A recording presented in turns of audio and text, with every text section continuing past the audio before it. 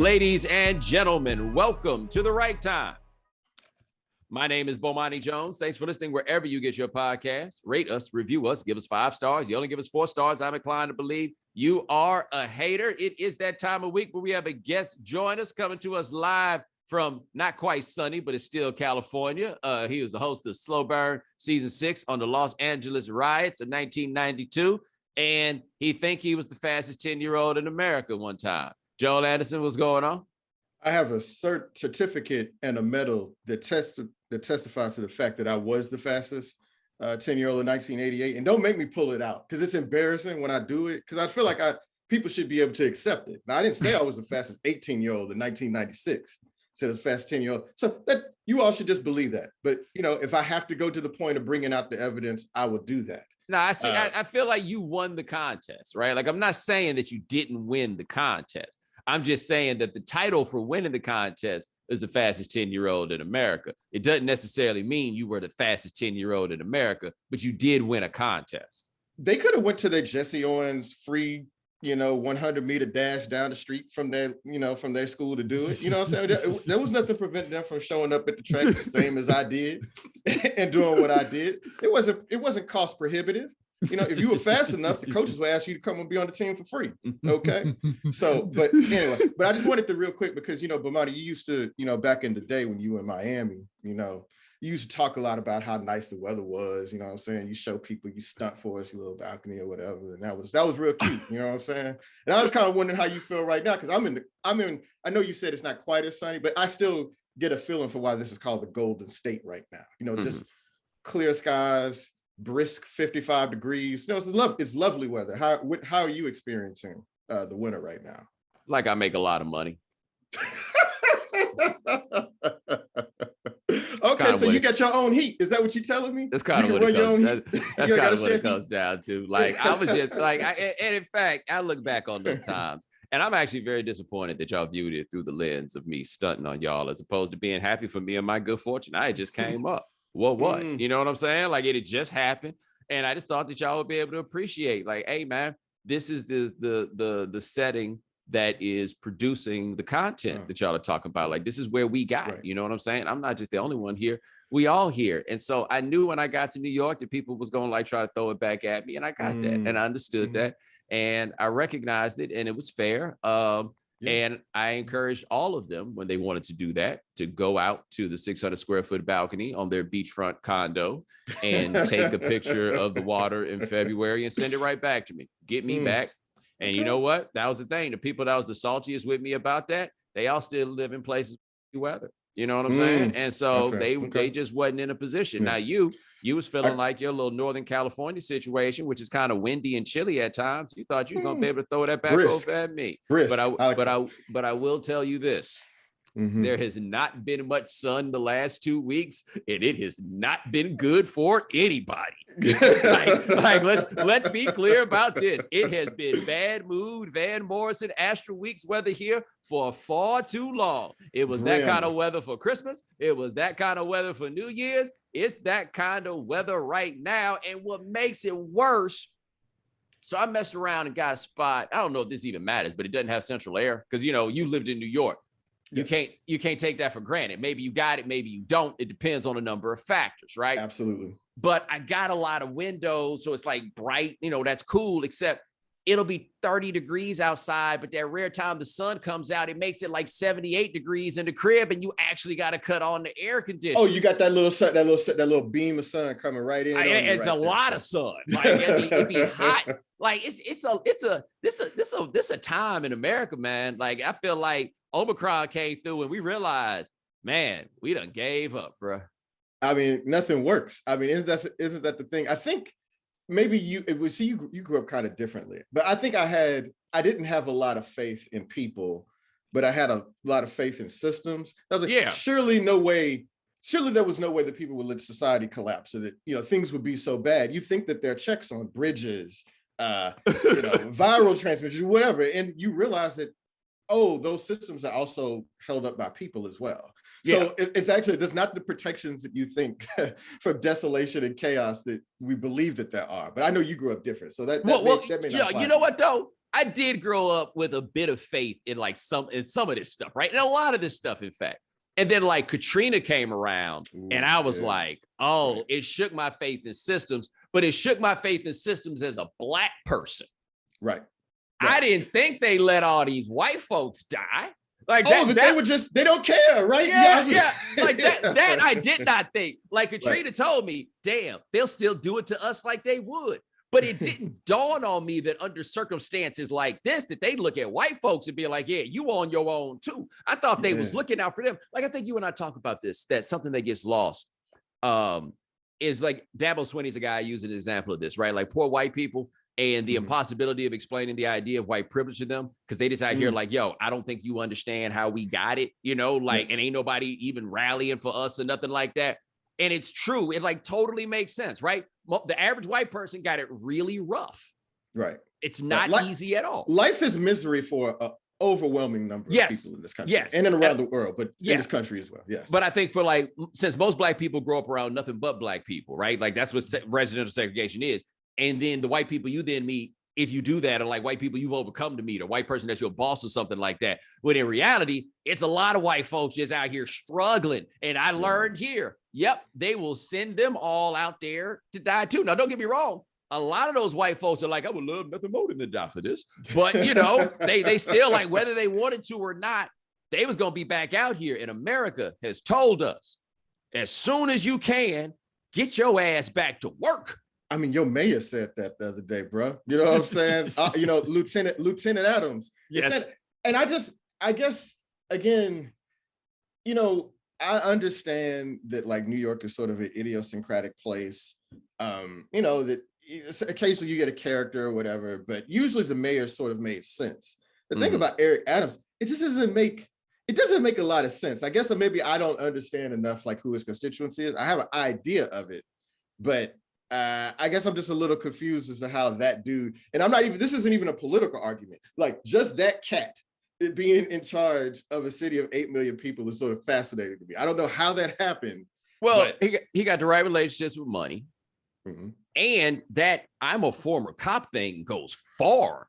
And it goes far with more, like, a lot of Black people like cops, man. But that's what I was about to say. I think people misunderstand that most Black people don't like cops who beat us, but are not averse to the concept and the idea. And he was the cop who bucked back against the racism.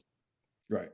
So you put all that together, and then he is good at talking to people with money, right? And he is an entertaining person to listen to, which will get you very far in all this. But you talk about him, all of this is a staffing crisis. Like that is what, like you look at what's going on in the NFL and the way they decided to handle all this stuff in the face of Omicron, right? What they looked around and realized was we have a staffing crisis. The NBA, we can't get people to come to work. There are all these places that are like, oh, we ain't gonna lock down. Well, places are having to lock themselves down because they can't put enough people on the floor to do whatever the job is that needs to be done. And they were like, okay, well, we got to change whatever the rules are.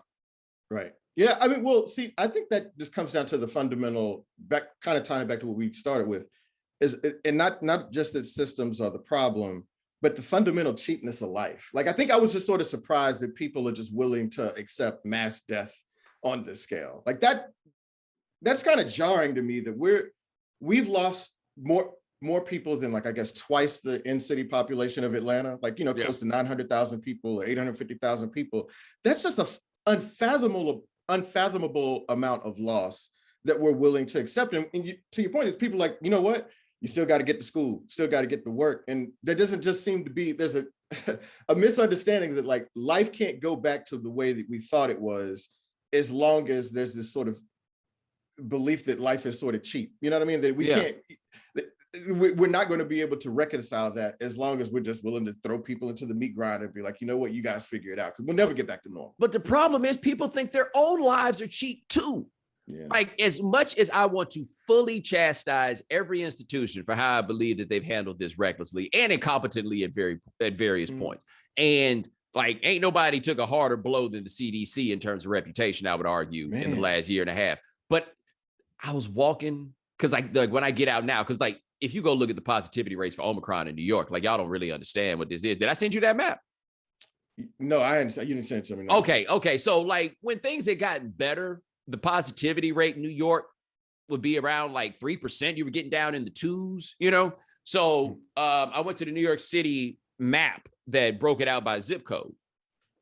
And given that the positivity rate in our zip code, for example, was like 3 at some point. Okay. Mm-hmm. The scale, you know, because they color code it and it gets like from lighter red to darker red. Mm-hmm. The scale starts at like 15. Oh, God. Right. They not even talking about you on the map. Man. If it ain't like at 15, the highs are in the like high 40s, like 47, 48. That's unreal. I mean, that's what I'm saying. And that has to be an undercount if it's that high. You know what I mean? If it stands to reason to me that if it's like 40%, that it's actually something much higher than that. Yes. That's actually really terrifying. Although, again, I guess I'm still kind of, you know, reemerging into the world or whatever, but I kind of don't understand, like, either it's more contagious, but less deadly, right? Mm-hmm. But still, it still affects unvaccinated people, you know, in a way that is like very troubling. So I guess like I'm still, that positivity rate sounds terrible, but I'm kind of like, okay, does that mean that I'm in danger? You know what I mean? Because I'm boosted. I don't know, but I know you boosted too. Yeah. Like, what does that actually mean? Well, know? I think we're still grappling with the definition of danger. Right. And by the way, check your phone. I just sent you that map. Okay. And so, oh my God. Yeah. You see what I'm saying? That looks like a summer, you know, like a heat map. Yeah. Australia in the summer or something. Yeah. Okay. Yeah. So we gotta have a broader societal discussion. Because different words mean different things in different places. And culturally, we see a demonstration of this with food. And the word that I'm referring to is mild. Oh, because the word that does a lot of work is mild. Now, when I read things about COVID, I hear the term mild. I hear the term severe. Mm-hmm. I never hear the term moderate, right? I never hear about nothing in between. So like you basically hear about, I had the sniffles for a few days and they poking a hole in my chest, but nothing about the part in between. Right. And so when I hear about mild or people talk about this, and I think about some of the things that people have told me, vaccinated people, you know, when they had the previous variants or whatever it is, I don't be hearing that stuff and necessarily thinking about it as being mild. Like I know somebody that had a headache for 3.5 weeks. I don't consider that to be mild. I can't imagine having a headache for 3.5 weeks. All right. 3.5 weeks. Like to me, that is not mild. People with the brain fog and carrying on, those things are not mild. So to me, it's still dangerous out here in these streets because I don't know how this thing is going to act once it crawl up in me, if it crawl up in me. Well, you know, so I don't know if I had it. So, you know, remember right at the beginning of this last year, I had a lot of symptoms that added up to something that seemed like COVID, but I never tested positive for it. But for instance, I have what people call COVID toes. So your toes just get red and swollen and itchy for, you know, I mean, for ostensibly no reason, but that is, you know, one of the symptoms. But the one thing that really scares me and that people sort of overlook, because it happened to me briefly, like my taste got, you know, messed up in the middle of that. I didn't totally lose my taste. I just lost my appetite. But the idea that you could lose your sense of smell or taste and you be like, oh, that's a mild symptom, bro, that's neurological. You have no idea if that's coming back. It's the equivalent of going blind. It's in a way, or not the same thing. How about it's an analog of going blind, right? Yeah. Like I have 5 senses and now I'm down one. Right. Like think about this. Think about this. If what it was causing deafness, because I can still get around and do stuff and all this stuff if I'm deaf, right? It's going to be a little harder. I got to figure some stuff out. We would all just be panicking, right? And it would be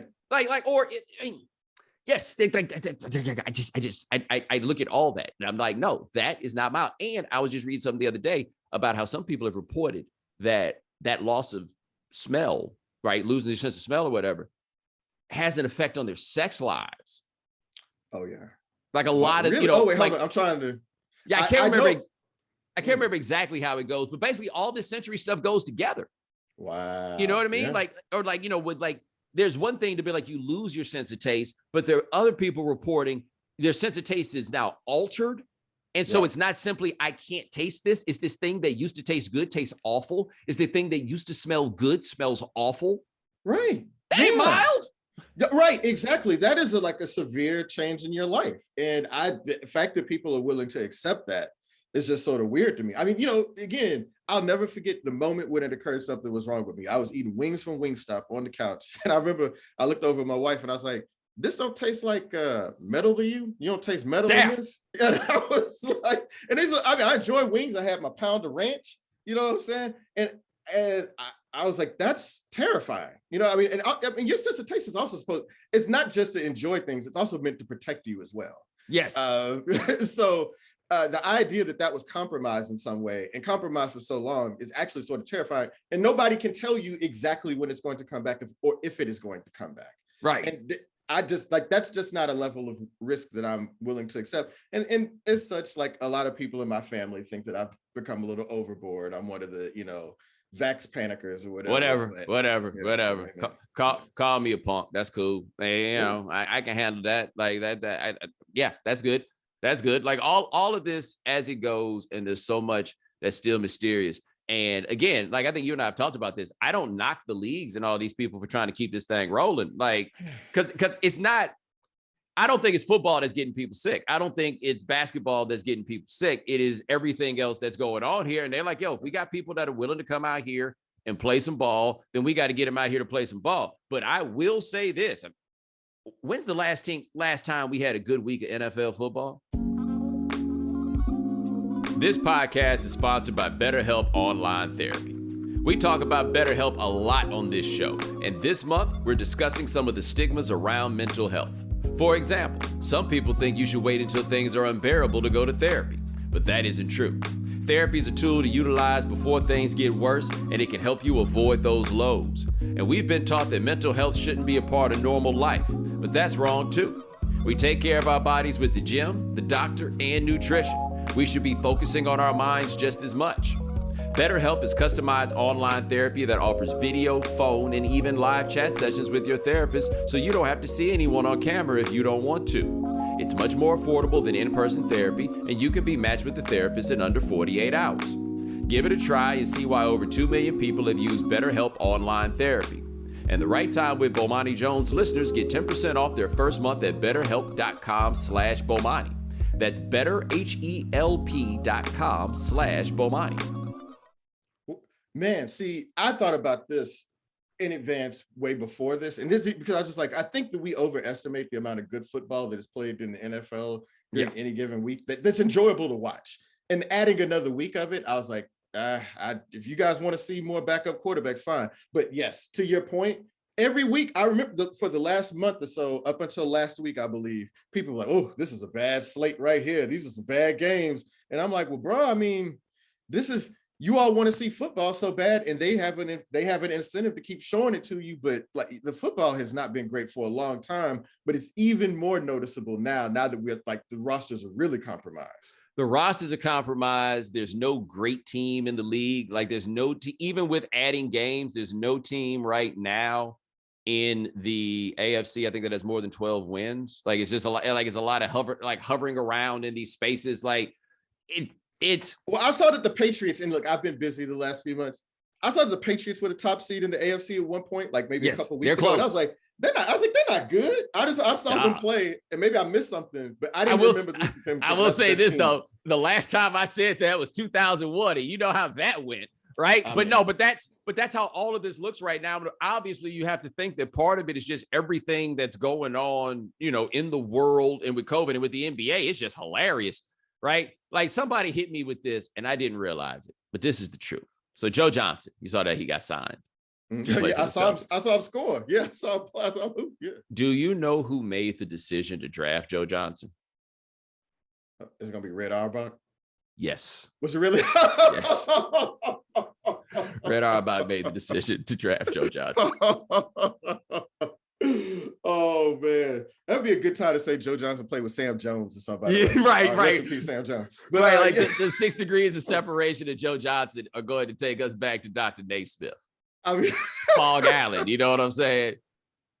That is shocking. Well, it's actually not that shocking. I mean, how old is Joe Johnson, like in our age cohort, basically? Joe Johnson was a freshman in college in 1999.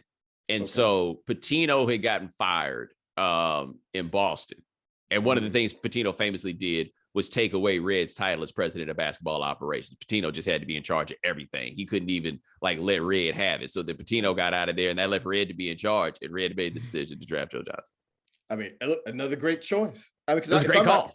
Joe was a lottery pick, but a low lottery pick. Yes. A second, yeah. Yes, because he was at that time where not like it wasn't like now where everybody's a child, in the draft. There was still a couple. He'd been in college for like a couple of years or something. He played 2 years. So yeah, he played 2 years. So yeah, man, that's when Arkansas used to be called at the tail end of when Arkansas again. Kids, you won't understand. Arkansas used to be cold. You know, what I'm saying? That was an athletic program to be reckoned with. You may not remember it. You may never see it again, but trust us, it happened. I can't even remember who Joe Johnson's coach was because I think Nolan recruited him and then they ran Nolan out. And then the year after that, Joe Johnson went on about his business. But Joe Johnson born in 1981, to answer your question. That's Gen X? No. That's a millennial. That's right at millennial.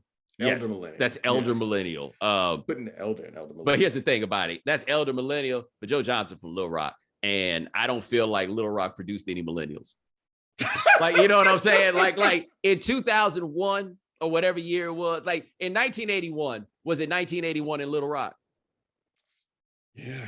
You see what I'm saying? Yeah. I mean, a lot of people, again, this is aging us because I had to go to Little Rock twice a year growing up as a kid. My family, as we know, is from Arkansas, all up in there.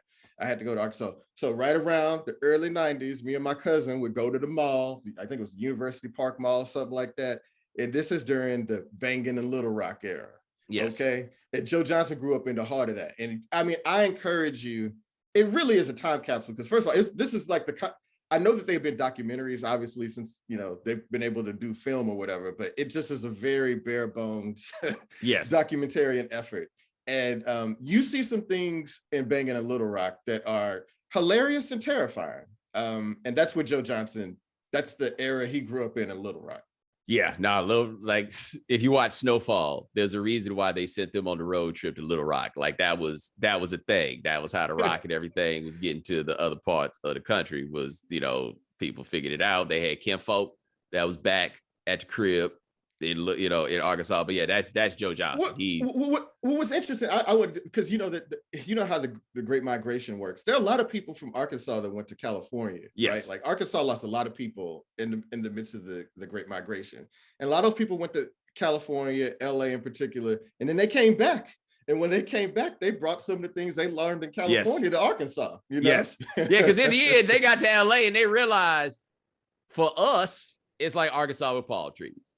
Yeah. And it costs a lot more money, right? And then eventually they're like, all right, they ain't really stringing us up no more. You know what I'm saying? We'll take it back to the crib. And I mean, that's like the same thing like with the Mississippi-Chicago pipeline. And then next thing you know, Mississippi got GDs, right? Oh, like next thing you know, because some people was like, nah, we gonna go back.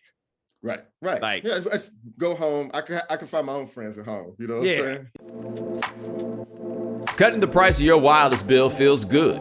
Really good. Actually, feels great. You should try it. So cut your bill by switching to Straight Talk Wireless, now offering our $45 Silver Unlimited plan. That's unlimited high-speed data and 5 gigabytes of hotspot for just $45 a month. Get nationwide 5G on America's largest, most dependable networks. So why pay a whole lot for your data when you can get unlimited for a whole lot less? The $45 Silver Unlimited plan from Straight Talk Wireless. Straight Talk Wireless. No contract, no compromise. At 60 gigabytes, we reserve the right to review your account for usage in violation of Straight Talk's terms and conditions. A month equals 30 days. See terms and conditions at straighttalk.com. 5G capable device required. Actual availability, coverage, and speed may vary. Yeah, and this takes us to, you just wrapped up. Congratulations. Season 6 of Slow Burn on Slate. I highly recommend that you check it out on LA Riots. I checked out every episode. And like, for me, having listened to you do the one on Biggie and Tupac and seeing the growth from that one as you figured out how you wanted to do it in this one, which told a great story by laying out very individual pieces, largely by chronology, but still it was like very distinct chapters of all the different people that were affected by everything that had gone on. It was a dope ride. And so I highly recommend everybody check it out. If for no other reason, then there is nothing better than listening to, I guess we got people around, so I have to say it a little different. Los Angeles Afro-Americans speaking in their very particular dialect. Are you talking about my boy Kiki? You talking about Kiki Watson? Is Kiki my man that dropped the line when explaining his participation in the riots? I ain't even really want to go out there, man. Like that ain't really my thing, right? But you imagine somebody come up to you and be like, yo, I got tickets to a Garth Brooks concert. And I'm like, yo, I don't do Garth Brooks. Like, yo, man, come on, man, it's free. I'm like, all right, I'll go. The next thing you know, you got me in there and I'm dosey-doing and yeehaw with the rest of you. What a comparison. Man. I know, man. As soon as he said it, we're like, oh, that is gold. I mean, look. With a straight face, by the way. I don't think he understood how funny it was. It's not a joke to him, And look, I had to, the caveat I have to give that is necessary is that what I think he did was horrible, right? That we both think that it was like horrendous. I think the idea that he's not quite as apologetic as people would like to be sort of funny, because that has become more of a thing in American culture, like a total lack of shame or whatever. And like you do something terrible and whatever, you got to deal with it. That's just who I am. And Kiki Watson is sort of, he is apologetic for what happened, but he's not apologetic for why it happened. And I think that a lot of people have difficulty reconciling those two things. And so, so he says things that are sort of funny about something that is really awful that he was a part of. But it affected his life. I mean, it's not like he paid a price. He paid a price in a lot of ways that those cops never paid for beating Rodney King. Yeah, like I think you could understand the emotion and how the emotion led to something that a whole lot of people should not have done is the best way to put it. And the thing about it is, one, I think this society gets too charged up about property crime. Like, I just think that we have a disproportionate concern for property crime versus a whole other realm of ills. Like when people talk about how horrifying it is when these dudes are running up 20 deep in the Louis store now and like grabbing everything. And I don't see anything horrible about that. Like, I don't think even seem scary. I don't think it's appropriate. Right. Like these cats recognize ain't nobody here going to shoot us. Right. Like I ain't heard nothing about them. They just running in and taking the stuff. I don't hear anything horrible about that. But the property crime element with 1992 in Los Angeles is who were the people that were being harmed and how did that affect them in a way that Louis is never going to be affected, right? By trying to rebuild their stuff and everything else. Like that's not going to happen there. Like that's the part that is like not so great about what went down. And then of course, the white people who just wound up in the wrong places at the wrong time. Yeah. I mean, your heart kind of goes out to them. But I was like, I think I would like to know what Reginald Denny thinks about this all these years later, or Larry Tarvin, another one of the truck drivers that was beat up in Florence and Normandy. And we tried to reach out to them. They didn't get back with us. They caught a really bad break that they should not have had to take. And again, you can put that on the LAPD. I mean, at a time when they should have been there, right? We needed them in the community to prevent something from getting out of control, and they actually weren't there. And it was just that's sort of the irony of the thing. So LAPD owes, let me ask this question. And the other two, well, go ahead, yeah. Let me ask this question, because I think it's like intellectually on its face, it's a totally fair point. Mm-hmm. What exactly was LAPD going to do other than shoot a bunch of people? Well, so that's a great question. And so I think back to the moments before the Reginald Denny beating gets started, they're arresting a young man named Shondon Daniels about a block over. And that's where a lot of things just started. That's where the tension in the neighborhood started to build. Like they're arresting this 16-year-old kid. They've twisted him up. He's hurting. He says he can't breathe and people are getting upset. And the reason they backed out is because they said, you know what? We think if we used any force, it would escalate things. So to your point, you're right. Like there's totally a world in which LAPD overreacts, and then it is a literal bloodbath, that it really gets out of control. But totally abandoning the area and not coming back with reinforcements, I think that like that is, I don't blame them for backing down in the moment. For not escalating things and not antagonizing people that were already upset, but for totally abandoning the area and allow chaos and anarchy to reign. I think that there's something wrong with that. And I mean, if we're going to have law enforcement, if you're going to have it, you need to have it then. Right. And by the way, lining up along I-10 to make sure everybody knew. Y'all got it over here. We ain't really tripping on that. But the second you tried to come over here. Right. I mean, yeah, it's funny because, well, not funny. It's tragic. The heat map of damage in LA, like you could just see, it's all concentrated on the southern side of town where you can't, like that I-10, ain't nothing going on over there on that west side of LA, or the western LA County. And really barely anything above the Mulholland Drive area, because, I mean, there were a couple of incidents up in San Fernando Valley and all that sort of stuff, but mostly it was all concentrated in this very small area, not small, but small for LA area of Black and brown neighborhoods that were just totally, immolated. Yeah, and if you want to do I'd love to see somebody talk about some of like the offshoot disturbances that took place in other cities. Yeah. And some of that was obviously we so sick and tired of this, but also like when I got to college, they were telling us about the folks at Clark, because that's like 5 years after when I got to college. Yeah. And college students, few of them got a little charged up watching the news. Decide they go out here like the dude. There was a Korean dude that owned the store across from the gym, and he was out there like, "Yo, what is the problem? Yeah, we right. never had any problems down here, right? Like the Black Asian relationship is very particular, in Los Angeles in a way that didn't apply everywhere else. And so they said this one dude, he was in the honors program, they told me, and they caught him, and he had a brick in his bag, and he was trying to explain if he wasn't out here causing a ruckus why he had a brick. I was like, she just said, I'll never leave the house without my lucky brick. I mean, what he had come on, bro. Yeah. I said, where do you get a brick from? I mean, I wondered that part. Like, did you go to Home Depot and just get one brick? Because I feel like if you go to the store and get one brick, you should have to present ID. Oh yeah, absolutely. Like, we should be able to put you on some sort of like file. You know what I mean? You need to go on some sort of a warning list. Yes. But this hit me though. This is, I think, a very interesting thing about the season that, again, I really recommend people check out. But the discussion of the relationship between Blacks and Asians in Los Angeles. And what I thought was the most interesting thing that I hadn't thought about was you talked about, it was a group of Asian businesses and the Black, group of Black folks getting together to try to, smooth this out and figure out how to make things better, because you had all these Asian folks who own stores in Black communities. And they said that the discussions would go good and they figured it out. And then they started talking about Black people opening stores in Asian communities, and everything stopped. And what hit me when I heard that was, I had never thought about even the very idea of, well, let us set up some stores over where y'all at. I'd never thought about that before. I mean, like, that tells you a whole lot about what the power dynamics of all this stuff is, and our expectation that people are going to come into Black neighborhoods and make money, but never would they allow the reverse. Right. Yeah. And you're referring to Danny Bakewell, who's longtime organizer, activist in LA. I mean, some people used to refer to him as the Al Sharpton of LA, but yeah. And if you saw the OJ Made in America documentary, for those of you who don't know very much about Black people, he was the Black dude, and you didn't know that Black people looked like that.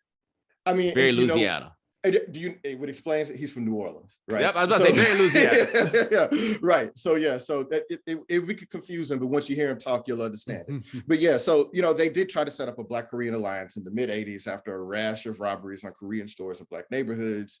And Danny Bakewell is the activist, who's like, no, I don't. Why should we help them make money in our communities? Why don't you help us make some money in their communities? And look, there are a lot of reasons, a lot of them dealing with racism, why Black people didn't get the sort of capital to open their own businesses, even in their own neighborhoods, right? But so I think that's like, that was that tension. It was like, well, the Koreans are saying, we didn't have anything to do with this. Like, we're here, we're poor, we're trying to better ourselves. Like the professions that we were able to have back in our old country, we can't do here because of racism. And so we have to go into business for ourselves. And we can't help that, we had money or got helps or got loans that enabled us to open businesses. And Black people are sitting there looking at it, but wait a minute, we've been here this whole time. We never get to have a stake in our own community. And so that's just, you can just see how the alliances were always going to have difficulties going forward. For understandable reasons. Like, it's not like I don't think anybody was necessarily wrong. The conflict just seemed unavoidable in a country that sort of pits people against each other for a diminishing amount of resources. Yeah, and then you get to the end after the riot, like a lot of interesting stuff about Tom Bradley, but you also get to the end, and I think obviously for people the most disheartening thing, and Miami had something very similar after the McDuffie riots of 1980, where you could ride through Miami and see stuff that was burned down during the McDuffie riots, and it looks exactly like it did in 1980. And the fact that Tom Bradley went and got in touch with Peter Ueberroth, and Peter Ueberroth had run the Olympic bid, and they, got that money to get the Olympics off in 1984. And he called him back like, yo, let's get this stuff rebuilt after the riots. And Peter Ueberroth was like, yo, I tried, man, but they ain't giving me no money for this. Right. And he was working against a couple of factors. One, there was a crippling recession going on in the country. So the corporations that he had turned to in 84 didn't even have the money or the jobs in 92 to pull off what they had tried then, especially the sort of long-term commitment you need to rebuild an area as opposed to hosting a 2-3 week event like the Summer Olympics. Like, it's a totally different sort of chore that they were sort of poorly equipped for. And then, you kind of saw it after the so-called racial reckoning of last year, right? Companies make a lot of promises, say what they're going to do while the heat is on them, and people have a lot of attention. And then, a couple of months later, like, man, we ain't cutting that check for real. They ain't doing that.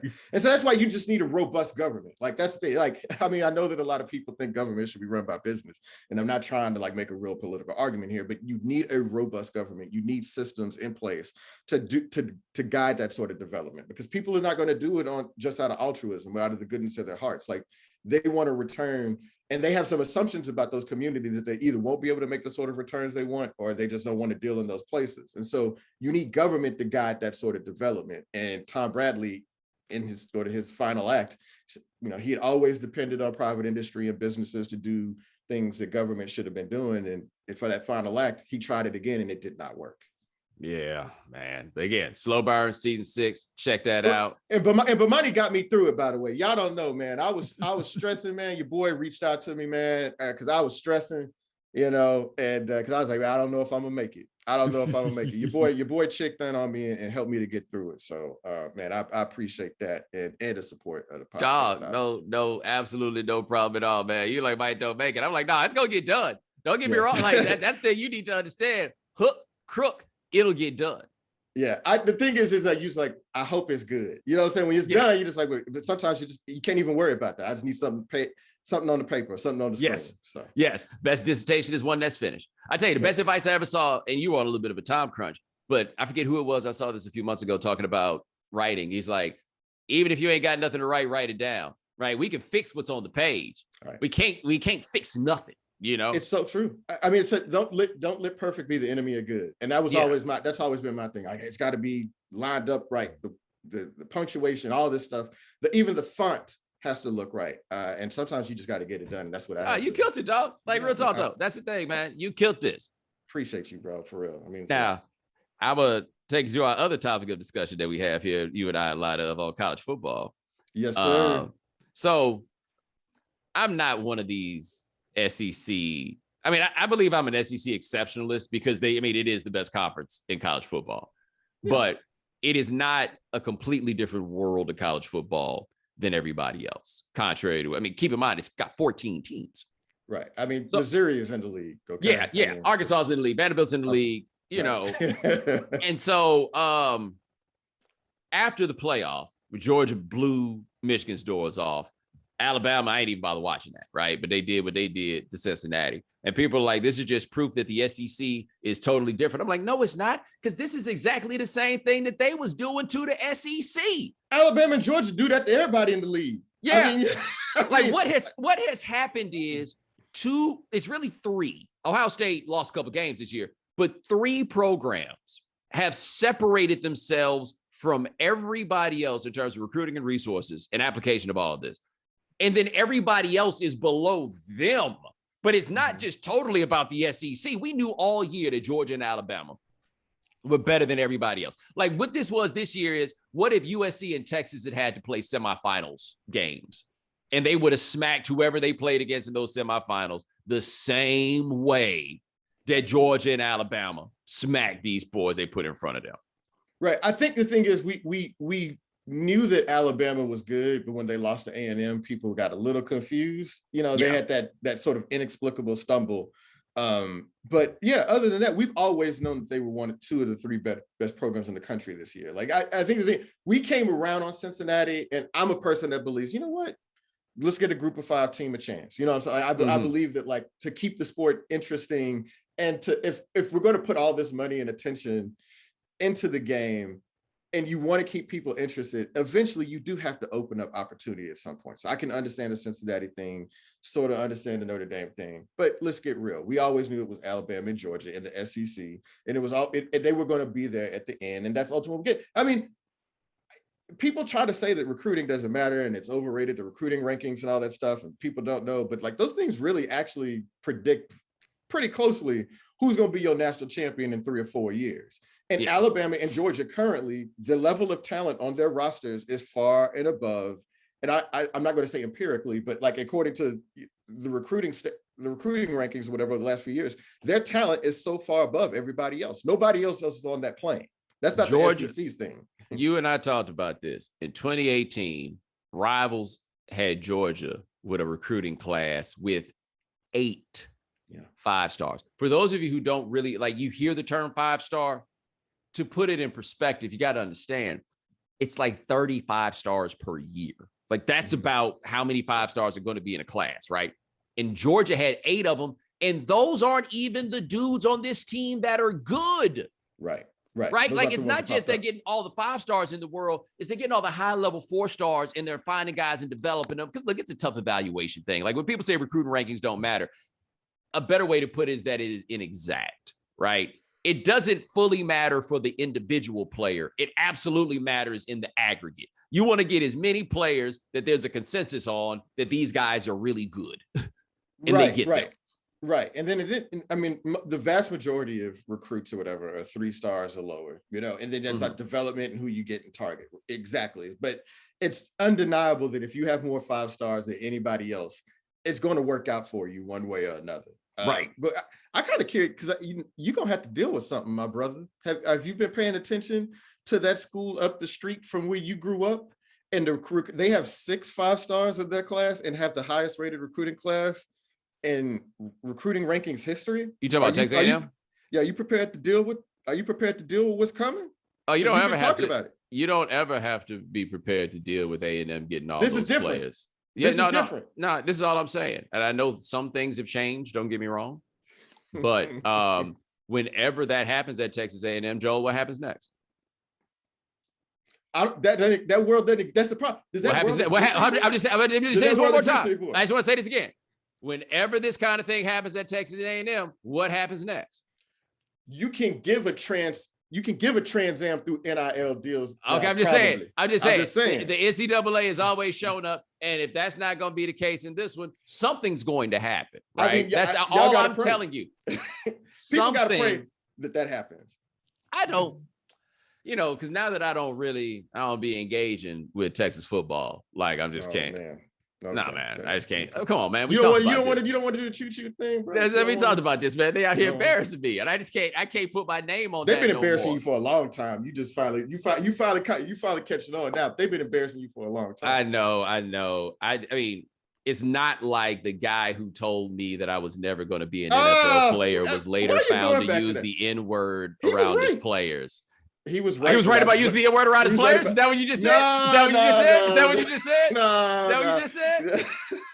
Nah. His talent evaluation was correct, and he nudged me to a career that allowed me to do slow burn 6. But I mean, look, he said the N-word. That's fine. But I don't agree with that. Yeah. That's obviously terrible. He apologized for it. It ain't like something racist happened, and they're like, you know what, we're gonna do it anyway. And you're gonna have to deal with it. That would be horrible. Right. Would be horrible. And like I keep saying, I don't really do that over there, but I'm gonna find A&M to be ridiculous for the rest of my life.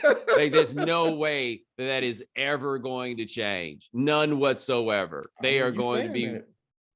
You said, I mean, I grew up with A&M the same way that you did, and I've grown, the Aggie jokes, they have some kernel of truth in them. People don't even know about that. The people don't even know about the Aggie jokes. They don't know about Aggie jokes? I guess they probably don't. You got to really be, like Texan and well, the problem with the Aggie jokes is the Aggie jokes sound like another line of jokes using a term that I don't like.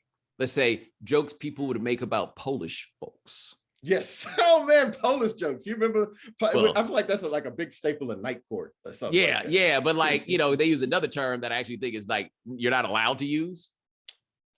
Oh, okay. Yeah. Okay. Yeah. So like Polish jokes. Yes. But Aggie jokes and those Polish jokes are very, very similar. Very similar. People don't, I guess people, man, they're weird, Joel. They as people are weird and they know it and everything about that. Like, I'm so amazed that they can get anybody through an official visit and be like, 4 years of this. But man, bro, go to Kyle Field. I mean, look, it all sounds crazy until you go and spend a Saturday in Kyle Field. And I've done it a couple times and it is kind of surreal. I mean, it is weird, but there's not another environment like that in college football. I'm not saying it's the best. I'm not saying, it's better than Death Valley and LSU on a Saturday night. But what I am saying is that a game at Kyle Field is like a particular experience. And I could understand being a recruit going in there and being like, whoa. And imagine if they had ever been good. Like, they got a lot of passion for a football program that has provided them very little. Are you going to disrespect Kyler Murray's daddy like this? Are you going to disrespect Darren Lewis like this? I think it's Darren Lewis still alive. Yeah, it was Darren Lewis. Yeah. And what happened right after Greg Hill? Yeah, I mean, they had some players. Look, I'm just looking at it right now. They ain't won a conference title since my sophomore year of college. My dude, well, shout out to Jason Webster and Cornelius Anthony, two Mo City legends that were on that team. Oh, okay. Yeah, Mo City out here sending people into that. Okay. They won a conference championship since 1998. Like, as much as we got jokes about Texas and their underachieving and what they should be, they still been a hell of a lot more than Texas A&M for the entirety of the history of that program and even the post-integration portion, which is where Texas falls off. I mean, look, the thing is that you can say all that. That's true. But that doesn't excuse the problems. I mean, you all have the thing is like it doesn't. You can say that A&M has underachieved. You can say that A&M has underachieved. Stop now. And this is why I'm gonna tell you to stop now. Because you're right, it doesn't excuse, but that wasn't what we was talking about. You wanted to talk about Texas A&M and then just try to shoehorn that. Well, you're talking about the past, and I'm talking about the future, my brother. I'm trying to make a point about Harold Perkins and other cats. And I'm saying this ain't the first time that I've heard this. I need to actually look up this Harold Perkins because I went to high school with a Harold Perkins, and I wonder if they can. Well, he's from the South Fair something. That's why I'm trying to figure it out. Yeah, that's why I'm trying to figure out if he's head son, because.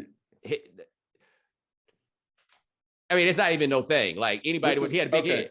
He had a big head. Oh, okay, all right, okay. Like we called him head to his face. Like, it's not like this is some like secret nickname. Like, his brothers are famous track coaches. But I saw that and I was wondering, like, is that head son? Oh, that sounds. I mean, I judging from what I know of the kid and what I saw on his huddle tape, if you talk about he was fast and was a good athlete. I didn't see his side of his head. I don't know. Yeah, no, all them boys ran track. And head ran track. And so was he good? Was he good? Yeah, he was good. Yeah, he was good. But I really looked at it and I was just like, is that his son? Like, because his name was Harold Perkins. Oh man, I mean, it's a small world. If Harold Perkins' middle name is Allen, then that's him.